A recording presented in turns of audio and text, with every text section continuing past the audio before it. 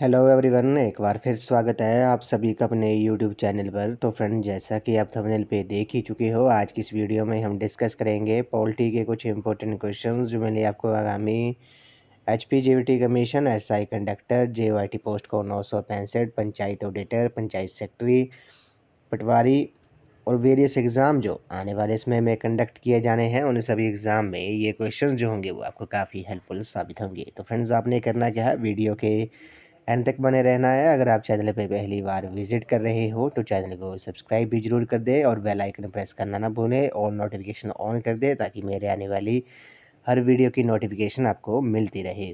तो फ्रेंड्स, आप मुझे इंस्टाग्राम पर भी फॉलो कर सकते हो। इंस्टाग्राम ID का जो लिंक है वो मैंने डिस्क्रिप्शन बॉक्स में दे दिया है।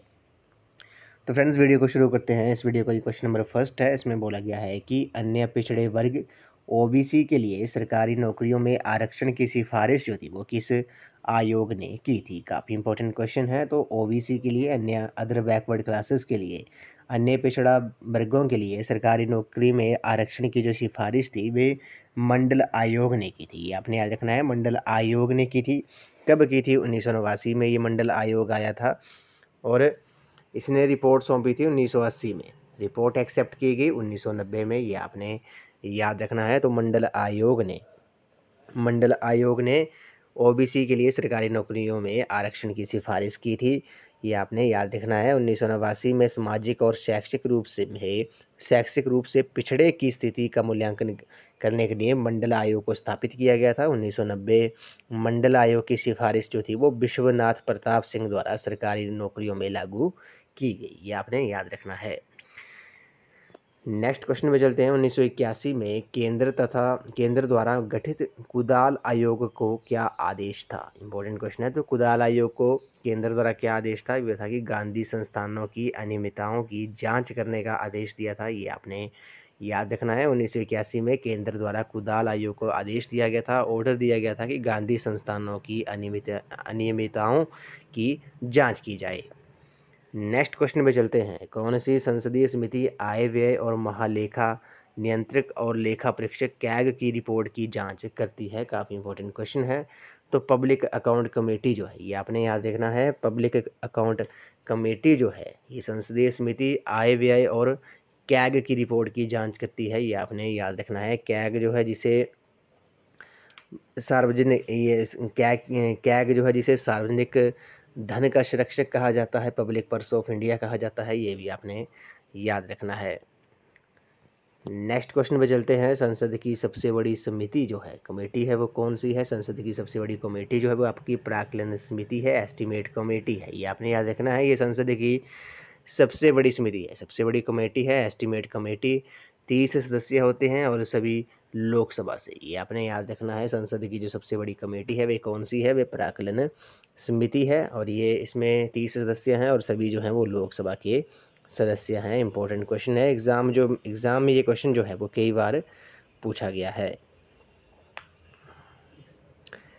अगले प्रश्न में चलते हैं। इसमें बोला गया कि लिब्राहन कमीशन किसकी जांच के लिए बनाई गई थी? इसमें बोला गया कि लिब्राहन कमीशन जो था वो किसकी जांच के लिए बनाया गया था? तो लिब्राहन कमीशन जो था वो 6 दिसंबर 1992 को बाबरी मस्जिद ढांचा को तोड़ने की जांच के लिए बनाया गया था। ये आपने याद रखना है। लिब्राहन कमीशन जो था वो बाबरी मस्जिद का जो ढांचा तोड़ दिया था उसकी जाँच के लिए ये कमीशन जो था वो गठित किया गया था।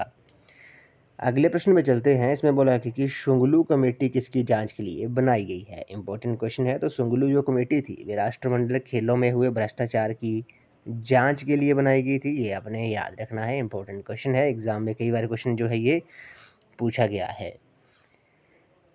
नेक्स्ट क्वेश्चन में चलते हैं। संसद की वित्तीय कमेटियां कौन कौन सी हैं? तो संसद की जो वित्तीय कमेटी है वे आपकी लोक लेखा समिति होगी, प्राक्कलन समिति होगी। ये संसद की जो है वो आपकी फाइनेंशियल कमेटीज़ हैं, वित्तीय कमेटी हैं। इंपॉर्टेंट क्वेश्चन है। अगले प्रश्न पे चलते हैं। इसमें बोला गया है कि पब्लिक अकाउंट्स कमेटी यानी कि लोक लेखा समिति कितने सदस्यों से निर्मित होती है? तो लोक लेखा समिति जो है, पब्लिक अकाउंट्स कमेटी जो है वो आपके 22 सदस्यों से निर्मित होती है, जिसमें 15 लोकसभा के सदस्य होते हैं और 7 जो हैं वो आपके राज्यसभा के सदस्य होते हैं। ये आपने याद रखना है। पब्लिक अकाउंट्स कमेटी जो है, लोक लेखा समिति जो है वो 22 सदस्यों से निर्मित होती है, जिसमें 15 सदस्य लोकसभा के होते हैं और 7 जो होते हैं वो आपके राज्यसभा के होते हैं।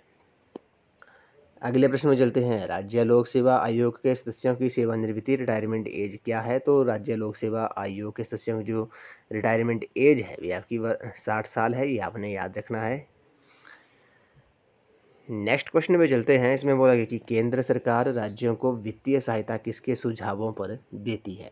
इंपॉर्टेंट क्वेश्चन है। तो सेंट्रल गवर्नमेंट जो होती है वो स्टेट गवर्नमेंट को जो वित्तीय सहायता देती है वे किसके किसके सुझावों पर देती है? वो वित्त आयोग के सुझावों पर देती है, ये आपने याद रखना है। फाइनेंस कमीशन रिकमेंडेशन के सुझावों पर आधार पर, फाइनेंस कमीशन के सुझावों पर जो है वो केंद्र सरकार जो है वो राज्यों को वित्तीय सहायता जो है वो प्रदान करती है।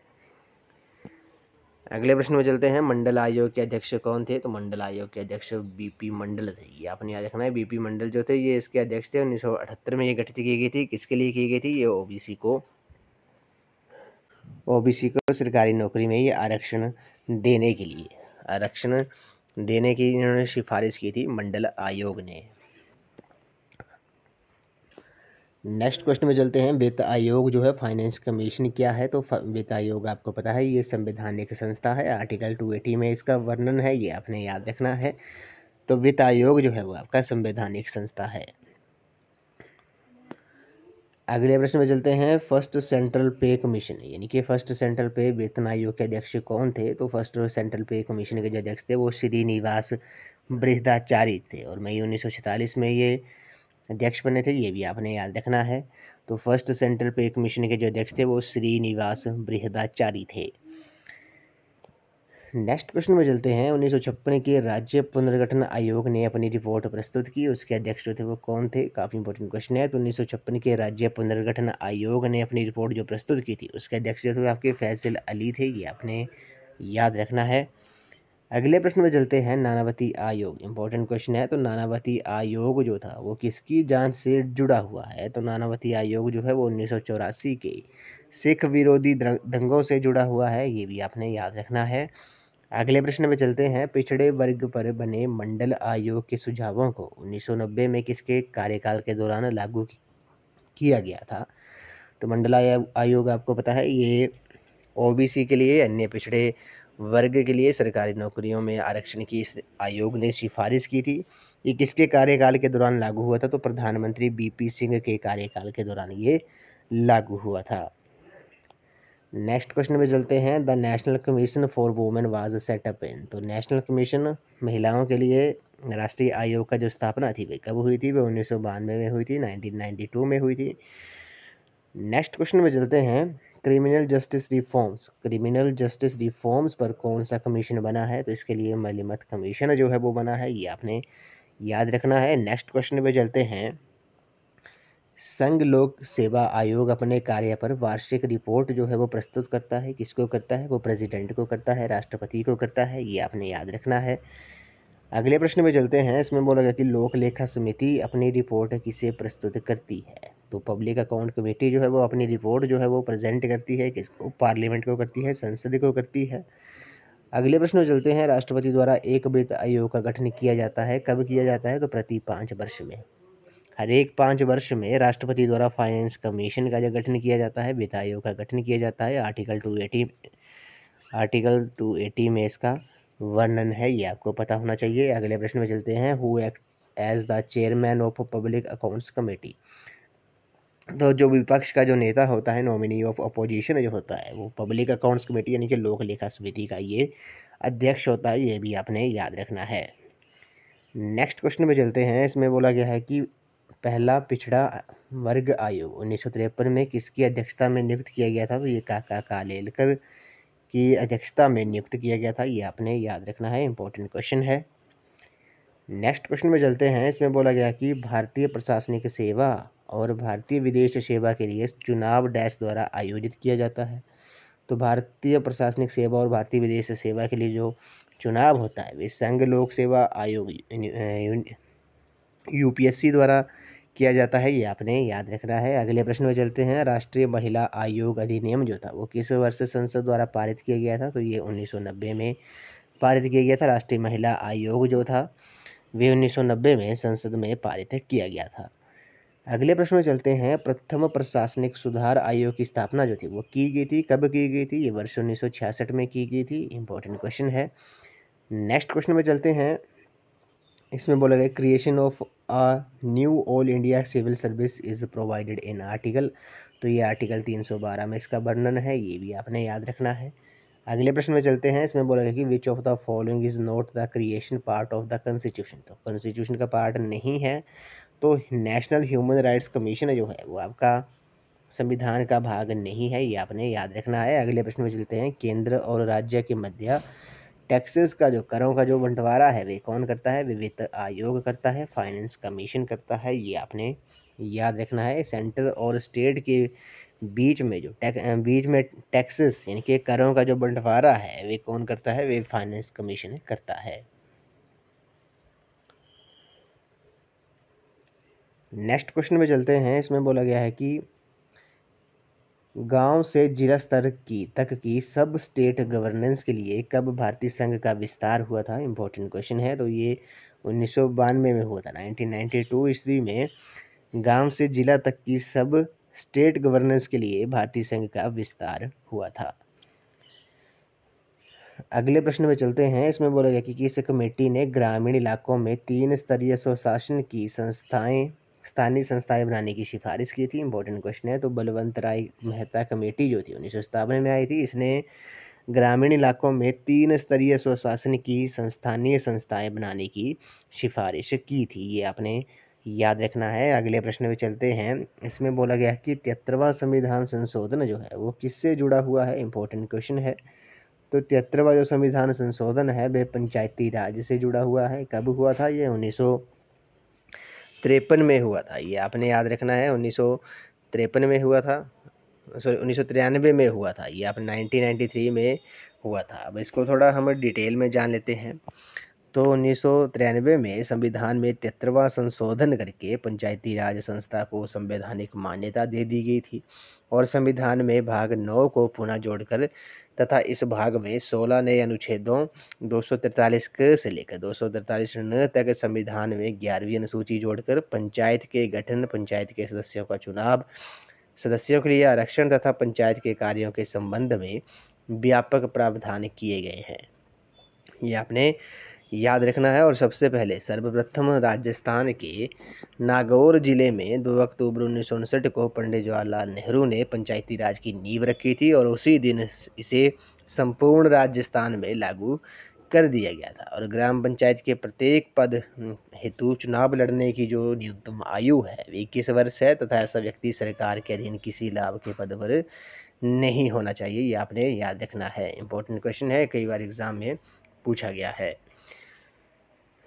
नेक्स्ट क्वेश्चन में चलते हैं। बलवंत राय मेहता कमेटी ने किसके ऊपर सुझाव दिया था? तो बलवंत राय मेहता कमेटी ने भारत में पंचायती राज प्रणाली त्रिस्तरीय पर सुझाव दिया था। कब दिया था? 1957 में भी दिया था।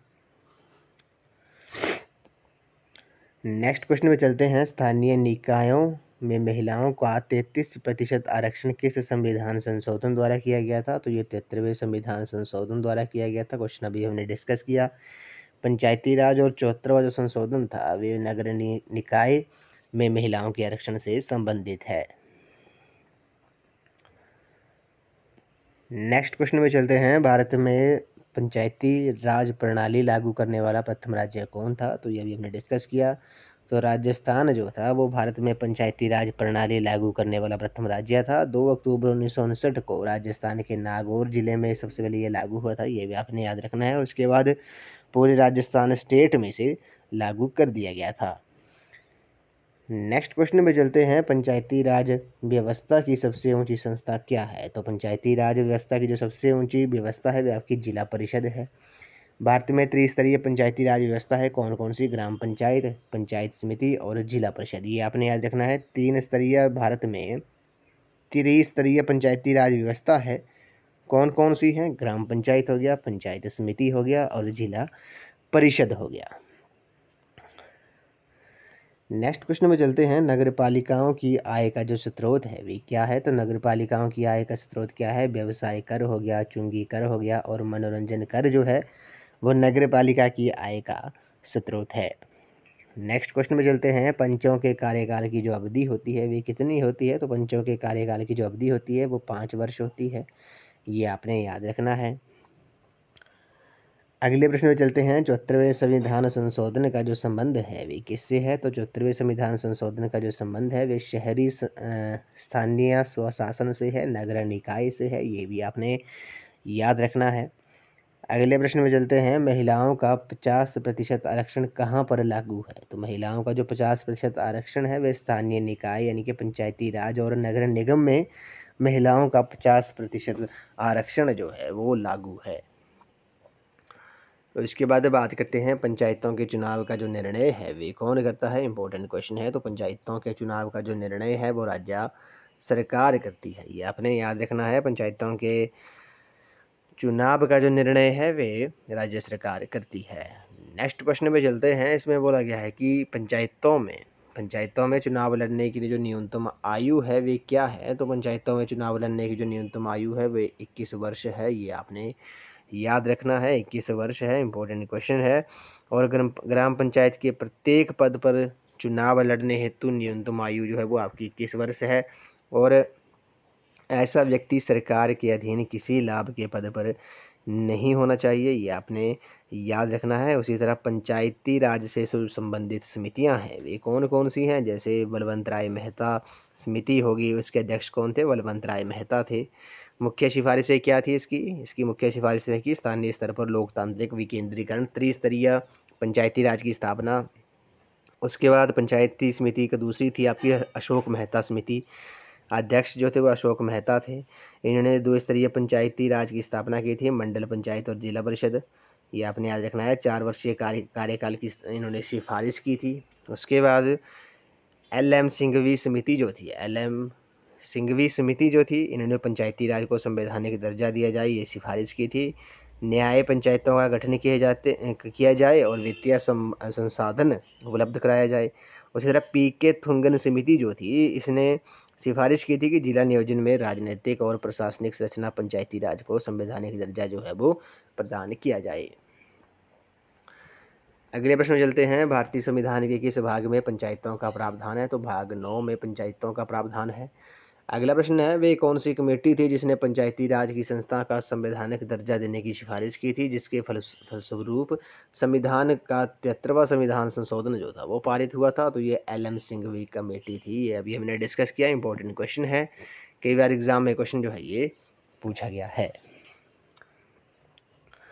नेक्स्ट क्वेश्चन में चलते हैं, राजस्थान के किस जिले में जवाहरलाल नेहरू ने 2 अक्टूबर 1959 को पंचायती राज का औपचारिक शुभारंभ किया था? तो राजस्थान के डिस्ट्रिक्ट नागौर में, ये आपने याद रखना है, डिस्ट्रिक्ट नागौर में पंडित जवाहरलाल नेहरू ने 2 अक्टूबर 1959 को पंचायती राज का औपचारिक शुभारंभ किया था, ये आपने याद रखना है। इंपॉर्टेंट क्वेश्चन है, सर्वप्रथम राजस्थान के नागौर जिले में 2 अक्टूबर 1959 को पंडित जवाहरलाल नेहरू ने पंचायती राज की नींव रखी थी और उसी दिन इसे पूरे राजस्थान में लागू कर दिया गया था।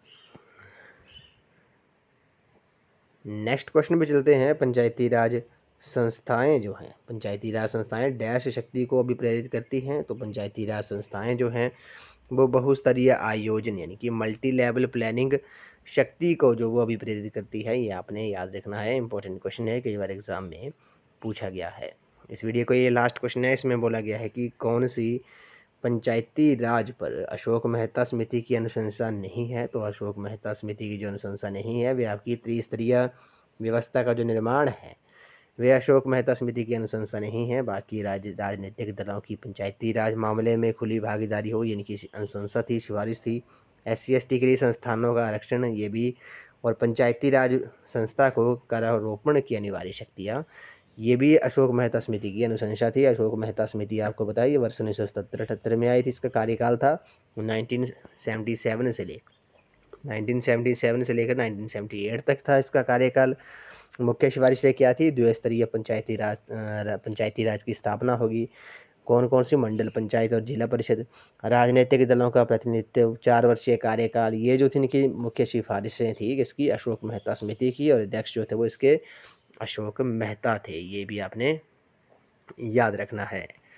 तो फ्रेंड्स आज की इस वीडियो में बस इतना ही। आज हमने पॉलिटी के कुछ इंपॉर्टेंट क्वेश्चन डिस्कस किए जो मेनली आपको आगामी HPJBT commission, SI conductor, JYT post को 965, पंचायत ऑडिटर और वेरियस एग्ज़ाम जो आने वाले इसमें हमें कंडक्ट किए जाने हैं उन सभी एग्ज़ाम में ये क्वेश्चन जो होंगे वो आपको काफ़ी हेल्पफुल साबित होंगे। तो फ्रेंड्स अपने इन क्वेश्चंस के शॉर्ट फॉर्म में नोट्स ज़रूर बना लेने हैं क्योंकि रिवीजन के टाइम ये क्वेश्चंस आपको काफ़ी हेल्पफुल साबित होंगे। तो फ्रेंड्स आई होप आपको ये वीडियो पसंद आई होगी, तो वीडियो को लाइक शेयर एंड कमेंट जरूर कर दें और चैनल को सब्सक्राइब भी जरूर कर दें और बेल आइकन प्रेस करना ना भूलें ताकि मेरे आने वाली हर वीडियो की नोटिफिकेशन आपको मिलती रही। और बेल आइकन प्रेस करना बेल आइकन आपने प्रेस जरूर करना है और ऑल नोटिफिकेशन को ऑन करना है ताकि मेरे आने वाली हर वीडियो की नोटिफिकेशन आपको सबसे पहले मिलती रहे।